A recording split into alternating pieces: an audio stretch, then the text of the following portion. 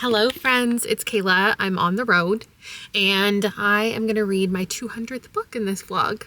I picked a really random book. I know you already saw it probably in the thumbnail, but I've just been hearing a lot of really good things about this. And by hearing good things, I just mean I've seen a lot of people read it and rate it highly, and I don't actually know the plot of this. It's called The Raven Scholar by Antonia Hodgson, and I am going to be out of town for the next 6 days. We're in Vancouver for a hockey tournament and appointments for Liam. This entire schedule got so messed up because originally we were supposed to be in town for 3 days and everything was going to be stacked on top of each other. We were going to get everything done. And then both things got moved in different directions. So now we have a couple days in between his appointments and the hockey tournament. So we're just in Vancouver for 6 days. And apparently I figured what a perfect time to read a 650-page fantasy book, about 100 pages a day. I will check in with you with like what we're doing, what we're up to, and then also how the book is going. I don't plan to include any spoilers in this video because it's a relatively new, I think this is a 2025 release, so it's probably also going to be in the Goodreads Choice Awards, which come out in just a couple days in this current timeline. We're doing the drive right now. The boys are getting booster juice and then we're gonna keep driving. We've been through pretty much every season on the drive here. Like, it was really sunny at one point, then it was rainy, then it was like beautiful autumn colors, and then we encountered the snow. We didn't have to drive through too much of it, which was good, and I think on the way home we probably will have to. Thank you so much.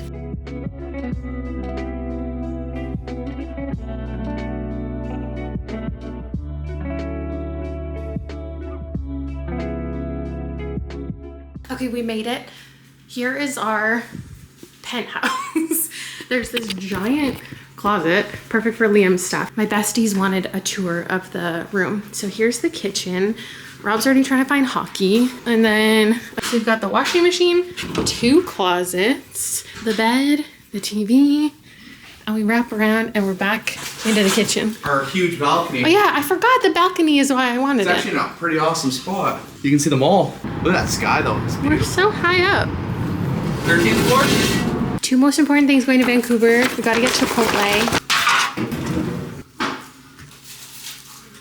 And crumble. The box is yellow this week because Martha Stewart's the Martha Stewart collab. I can never. Not the hat. I go to Crumble 3 times a year.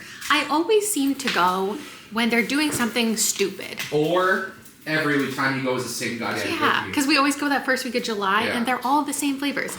So this time it's just like a bunch of pies and cakes, which I'm not excited about. I love a good pie. I haven't seen any of them though because Rob's the one who went and picked them up. Haphazardly.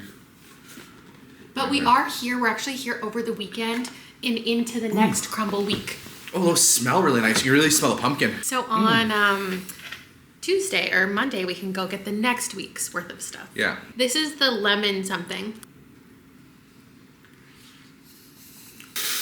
2 out of 10. I give it like a 6, 7. Next is the Chocky Choco. chocolate pie or something. Yeah. I need like 3 bottles of water. That's a 3. That's a 3 for me. I agree with 3. This one is the New York cheesecake. Cute as shit. 10. 10. That's so good. What if I said that's like a 6 for me? Well, you're just wrong, and that's fair. 6 or 7? Usually are. I think if I had Crumble in my city, I would be a full-time Crumble TikToker where every week I would try all the flavors. This is just what, a brownie? I think so, yeah. That's a good brownie. 7.5. And then this one is what? Pumpkin or carrot? Or carrot? That's actually pumpkin. like 7.5 for me. Yeah. And then this is Martha Stewart's skinny little cookie. I was more excited about it in theory. Chocolate chip thin cookie. I like a chewy cookie. No? 6. Yeah. Bye-bye. Come on.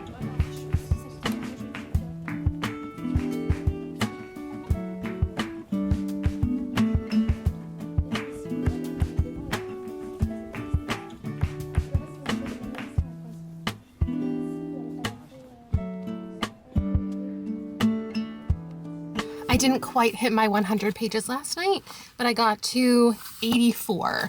Also, I forgot a bookmark. So we're just gonna see how creative I can get with bookmarks every day while we're here. Today, it's the little thing you're supposed to hang on your door if you want them to clean your room. So I'm not getting my room cleaned today.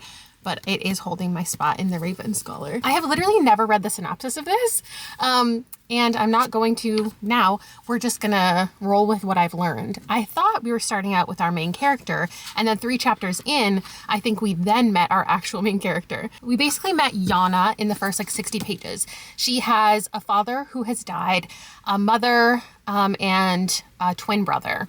And there's these 8, I think they're like gods basically of this world. They call them guardians, and they often will say like, oh my guardian, instead of oh my god, that kind of thing. I don't think exactly that phrase, but like they reference the guardians. And they're these they're all represented by an animal. There's a fox, there's a bear, there's a raven, etc.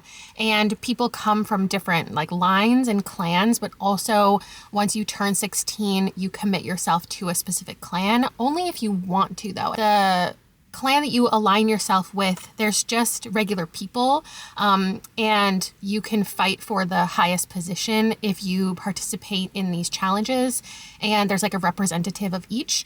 And the bears are currently in charge, and it's coming up on the 24th year that that man has been in charge, and he's like basically the strongest warrior, and that's how he got the spot in the position, and that's how in that kind of battle Yana's father died. But then we learned that Yana's family, or Yana, has history with the Ravens, but she doesn't want to be a part of the Ravens. Like, she doesn't want to commit herself to that. She wanted to be I don't remember. She wanted to be something else. But then when she got that opportunity, her brother basically took it and exiled her. I feel like that can't be spoilers because that's like the first 50 pages.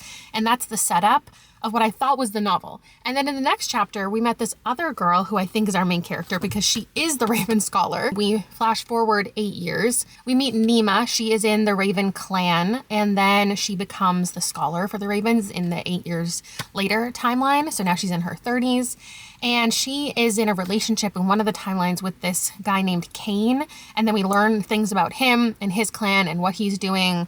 And now I think is the moment where the bear is stepping down or challenging. Like, and then there's going to be a different one of the animals who is the emperor. Was it the emperor? Whoever's like, there's someone in charge of like everyone else. And so now we're following Nima, and I don't know if the book's going to continue to follow Nima or if we're going to go back to that other family. I feel like we are, because there's reference, like obviously they're important.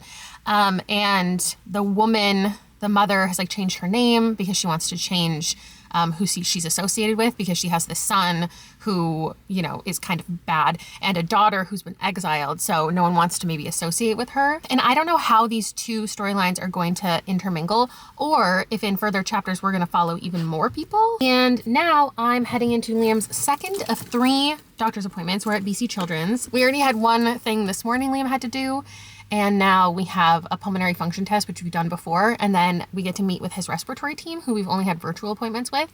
And we just get to, I don't know, chat with them. And we'll see after all of that if I can still get 100 pages of this in. Oh, and I was going to say, I'm just really interested to see what we follow next in this story, because there's what I think is this battle. All these people are going to be fighting for this top spot. So like the top person of each of the clans is going to battle.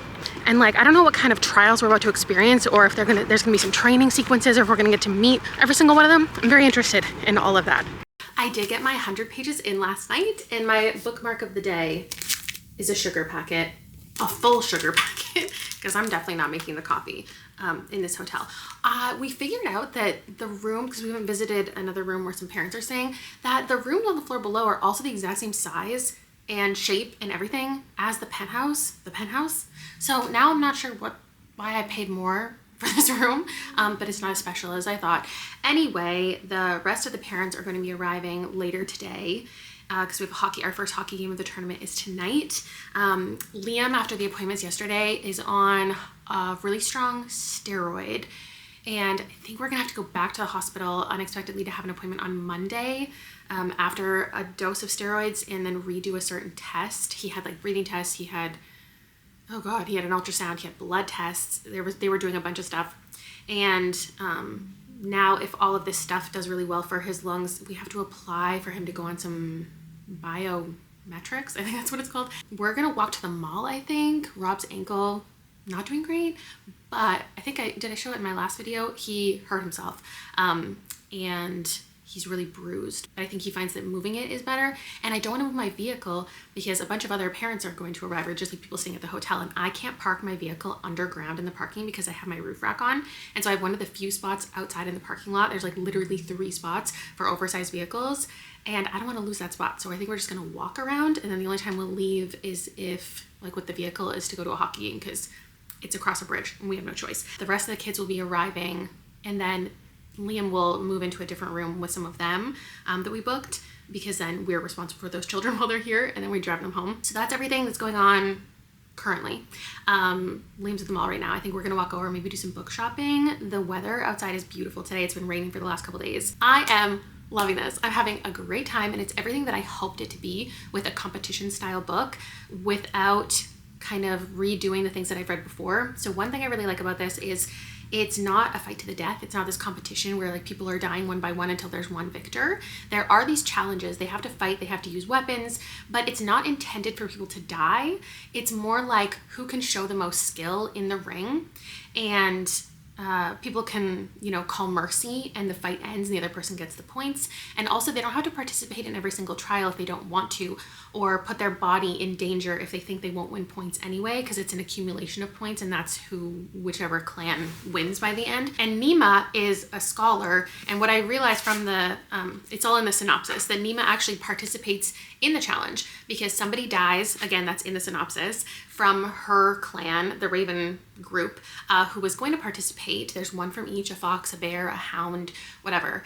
And Nima is taking the spot of the person who died, but she's also tasked, because she is the high scholar, with solving the murder. But she has very limited time to do so, while also her mind has to be on this competition. And Kane, her former like love interest, and now they have this like really fun kind of banter, he is there, so he's a distraction. But also she knows him so well that something else that's interesting about this challenge is each of the competitors kind of sets a challenge for the rest of the competitors, and they don't participate in that one. So Kane is up, and he has a plan for everyone to do. And because Nima, even though she is not a warrior, she's a scholar, because she knows Kane so well, she can figure out how to win the competition, his competition, or manipulate it so somebody who she wants to get points will get points, because she doesn't necessarily want to win. She doesn't even want to be in the competition, but that's just where she ended up. And I think it's going to be a story of her figuring out that she's more capable than she thought. But also I'm really just interested to find out who murdered this girl who was supposed to be in it. And they've kind of been academic rivals.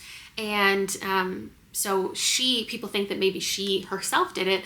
And so she has to solve it for multiple reasons, because she's super capable. Everybody comes to her with questions. And also she just believes in truth and honesty and doing the right thing. So even if she is the one who did it, and she was kind of like, something was happening with her mind, someone had done something to her and she murdered this person, she is fully ready to take responsibility for it, and whatever punishment happens, because that is the truth. So they are accumulating these points. They are participating in these fun challenges. Well, fun for us to read. One second. That's the room. It's ready. Okay, perfect timing. I'm going to go fill the fridge and the cupboards of the kids' rooms so they don't have to worry too much about snacks for the next couple days. And then we're gonna head out, go to the mall, go to a hockey game. I don't know if I can get to another 100 pages by the end of the night, but I'm gonna do my damnedest. I just got to the kids' room. I unpacked all the snacks, all the things. I'm putting it all back in because they gave us the wrong room. I was so confused because we're with a hockey team, so they're supposed to have rooms all on the same floor to begin with. We got in here, I unpack everything, and then I realized not only do they not have a balcony, like this is a roof access. Like the door, there's not even a knob on the door. I don't think anybody would prefer to stay in this room. It was specifically a bunch of teenage boys, like they're gonna want the balcony. But it's a cute room otherwise. There's a little noise when you turn the light on. But yeah, no, I've never switched rooms in my life. I've never been somebody to go to the front desk and be like, can I get a different room? But I think they just put us in the wrong one because we asked for an early check-in, and they probably just gave us the first thing that popped up. But this is not right. And Rob has a bum ankle, and he's having to help me haul all this stuff everywhere. Okay, everyone, here's the new tour. Check it out. The kids. Perfect for Liam. The kids have the couch. the kitchen back here, a balcony off the kitchen, which I like, and the bathroom isn't connected to the bedroom, which is great because in our room it's connected and the door doesn't even fully close. It's like one of those sliding ones, so you can hear everything that happens in there. Oh, and they have a light in the mirror so they can check their hair out before the game, and they have a full-length mirror in the corner. Oh, wow. Oh, and they have a fan. What the heck? Let's take this room. How's this better than the penthouse? Okay, now I need to refill the fridge. Check their balcony. There's no furniture on it. We can bring ours down. We're not going to use it. That's true. I think this will be great for them.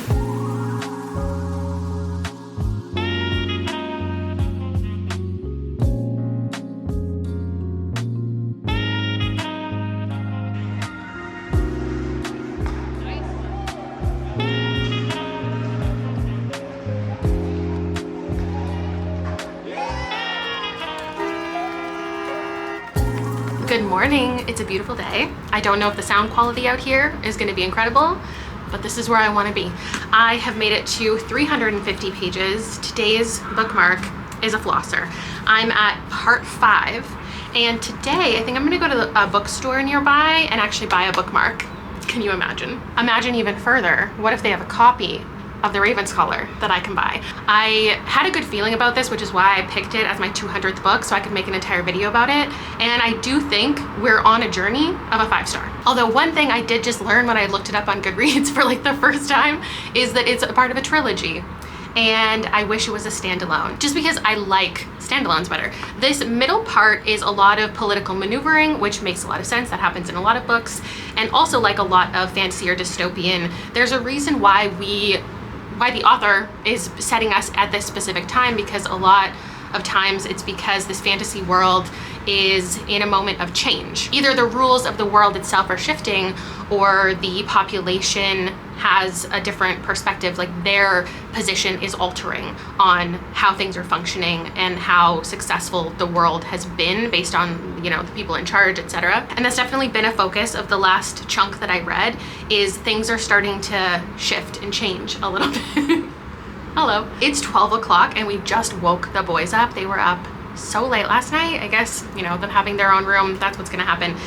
Okay, one of the notes that I took is what I think this book is doing successfully, which is giving little bits of understanding of the world without these long paragraphs, telling, not showing. So we meet a character early in the book who I love, and it's briefly mentioned that she's one of like 10% of the population who doesn't believe in the Guardians. And up until that point, I think I wouldn't have even considered that that's an option, because a lot of times when a religion so much affects society in a fantasy book, it's fact, it's not opinion.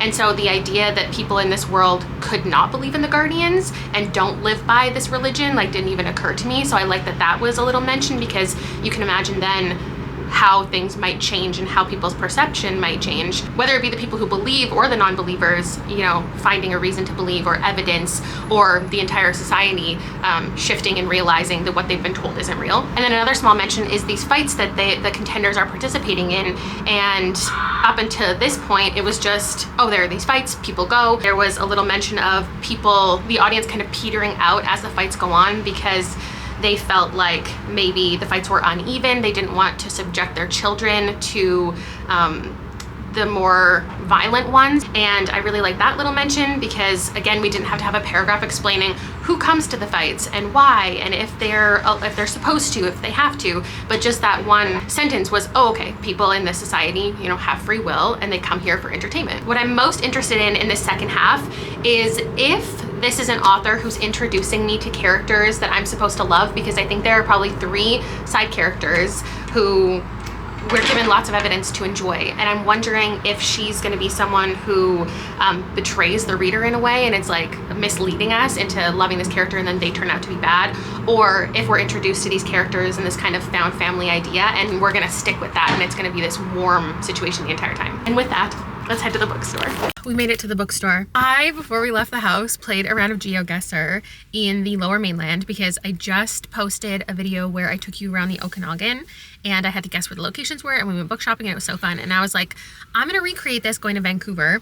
And so I selected the entire area, like from Whistler to Chilliwack, and I realized after I filmed the intro, like, I don't have time to play GeoGuessr while we're here, but the very first location that I got in the game was in the literal town that we're in for the hockey tournament in Port Coquitlam, and I got dropped outside of this Safeway, and I turned around while I was playing, and there's a bookstore right there. So I figured, like, let me go to this location, so I'm kind of doing the GeoGuessr game here. It's this really small independent bookstore, and I'm gonna go buy something and get a bookmark. Don't let me leave without a bookmark. You need a bookmark? Okay. I didn't bring one. I've been using funny things Okay. as my bookmark, but I need a real good one.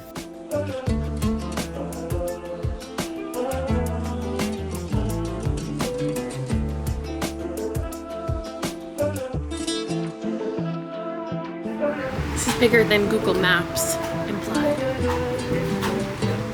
It's tall too. Just read that.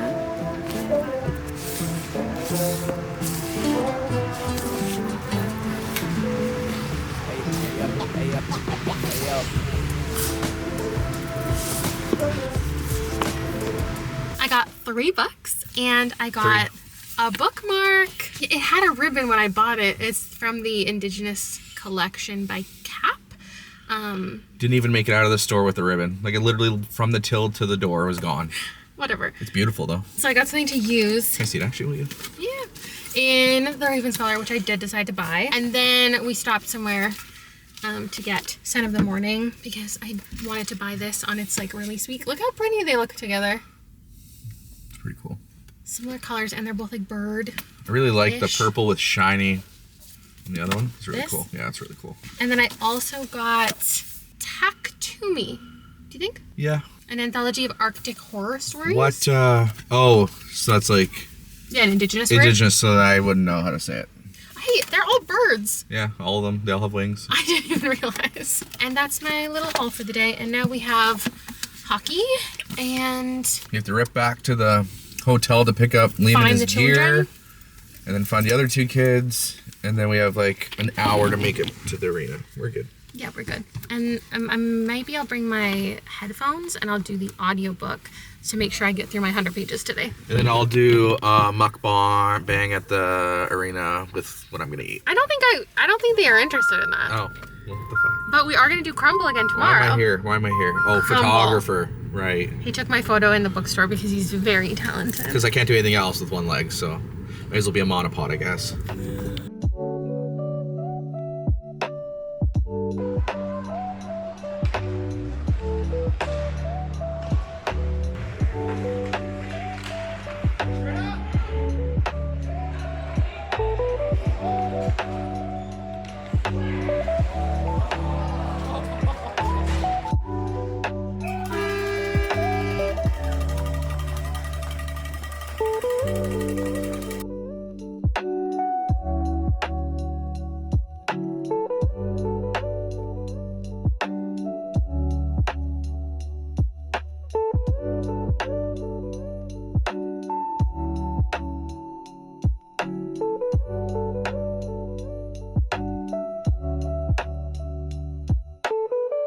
Good morning.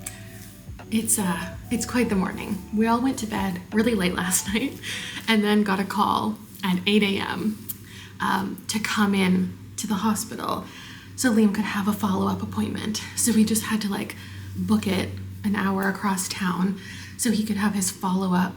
It didn't show exactly what they wanted, so now they're back to the drawing board. Apparently this doctor is like bringing in, like he's presenting Liam's case to all of these people all of the time to like get an idea of what could be wrong. So now Liam has 2 hockey games and we don't necessarily have answers, but we have more plans for things for Liam to they're still waiting for like a certain blood test. My hair looks crazy. I don't have time to do anything but this. I think Liam's taking a quick power nap because he got very little sleep. Rob's grabbing Booster Juice. I'm using you as a mirror and I don't know if it's going well. My book is going well. I think I got to my 100 pages that I wanted to, and there's nothing more I can tell you about the plot at this point, but something that I haven't mentioned is a reason that I'm liking this, and I think why a couple people might have recommended it to me. Like, I remember this showing up in my comments at some point this year. There is an element of this book that's written, I don't want to give it all away, I guess, but in a unique way that's not just, you know, first person or third person. Like there's something a little extra happening that is very interesting. And I can't wait to see how that continues and how it impacts the plot overall. Oh, and I haven't updated you on any of the games. The first game they played did not go well. I think they lost 6-1. Liam got the only goal of the game. And then yesterday they won 6-2. Liam got 1 of 6 goals. So that one definitely went better. But the team today is like the undefeated team they're playing for the tournament. And so we're not expecting that one to go necessarily well. But the second game of the day might. I'm so tired. Days like this, I feel like I should be a caffeine drinker. But in between games, we're probably gonna go to Crumble to get this week's stuff, because one of them is Dubai chocolate and one of them is a snickerdoodle, and snickerdoodle is my favorite flavor of cookie. I forgot my book, so I did get the audiobook last night, and it was the perfect timing, I think, to grab it because like I was saying, there's a section that is narrated differently and it sounds really good on audio, so I'm glad that I ended up picking that up. And maybe actually while he gets the cookies, I will listen to a little bit more. I have nothing else to update you on until the taste test begins. Here's our crumble cookie. What do you see? I see some cookies. Snickerdoodle. Oh, thank you so much for showing them. It looks good. Cheers. Cheers. I was not cooked.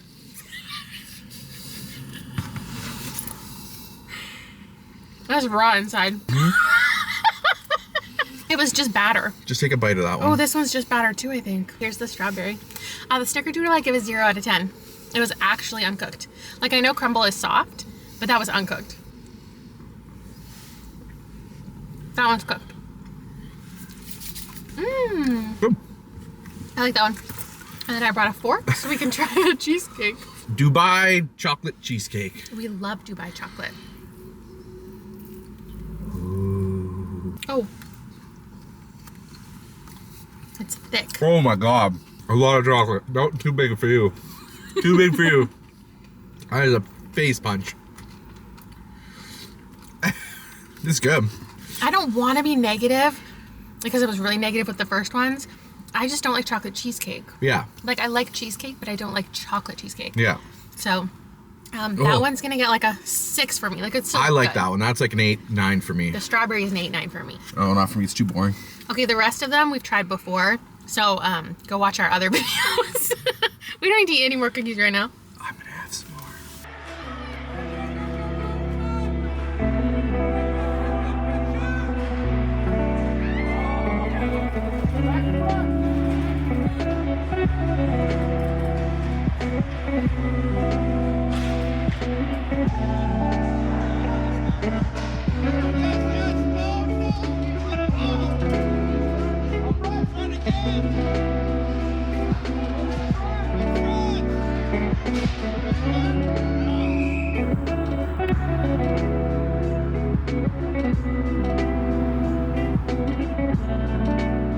The lighting, fantastic, right?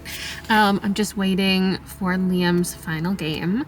They are not going to make it into any games tomorrow, so we can drive home tomorrow, which is, we'll drive home early tomorrow, which tomorrow we were going home regardless, but I didn't know when, and that means I can be on time for the Besties Goodreads Choice Awards reaction thing.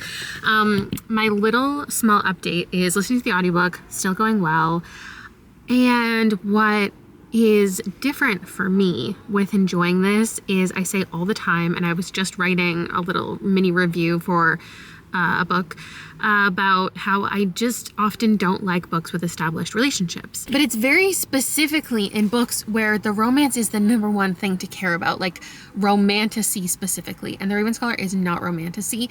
And I think that's why I'm okay with the relationship.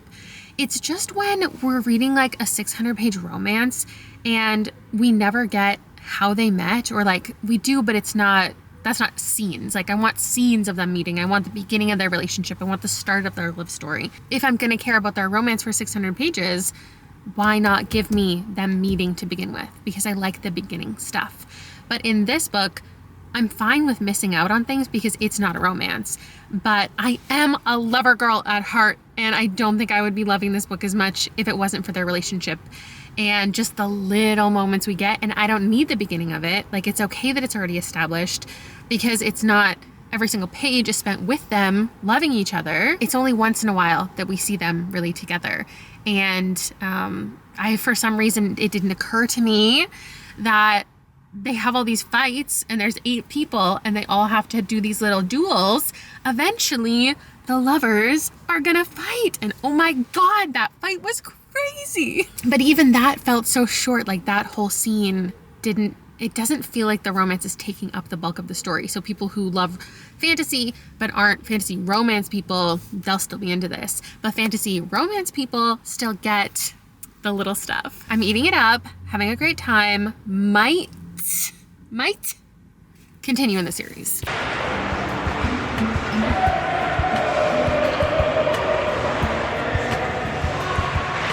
So day 6 of reading went perfectly. I finished the book, and I guess let me just tell you, I gave it 5 stars. I think there are kind of 3 categories of books. Sorry, I left my tripod in the vehicle. I'm gonna try to hold it steady. There are 3 categories of 5 stars that I feel like I've given out this year.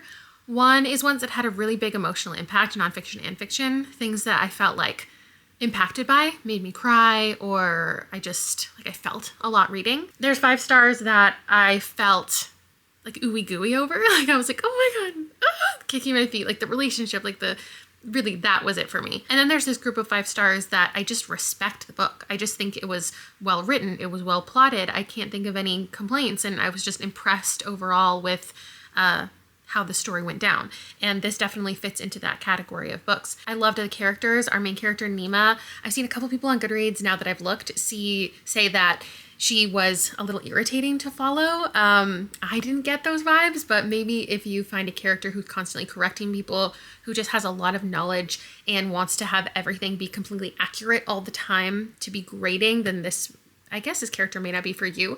But we also followed a lot of side characters, which was great. Because there's obviously these people all competing and you want to know what's going on in their heads, and not so much that it feels like a full, I don't know what you call it, like a full cast of characters who are all equally important, but you do get different scenes that don't involve Nima. I liked the direction the trials went. I loved all of the reveals and explanations. None of them were like, oh my God, shocking, crazy twists that haven't been done in other books.